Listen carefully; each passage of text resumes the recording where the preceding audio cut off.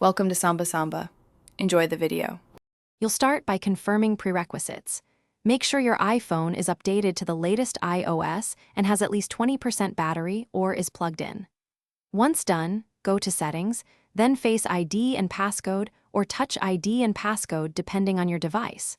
You must enter your passcode to proceed. Make sure lock screen options are enabled for widgets and control center.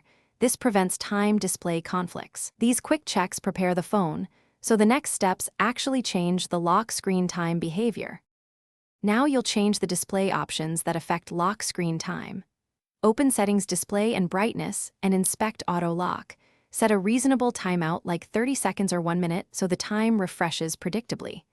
If your model supports Always On Display, toggle it off then on to force a refresh. Next, go to Settings General Date and Time and enable Set Automatically. This resolves time zone mismatches. These steps fix most display timing issues because they reset the system's refresh and time zone logic. Finish by restarting your iPhone. Power off, wait 10 seconds, then power on to clear transient glitches. After reboot, lock the phone and verify the time updates correctly. Wake and sleep it a few times. If problems persist, go to Settings General Reset All Settings.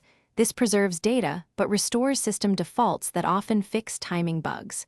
If Reset All Settings doesn't work, contact Apple support or visit an Apple store. Hardware or account issues can sometimes cause persistent lock. Thanks for watching. Consider subscribing if we helped you.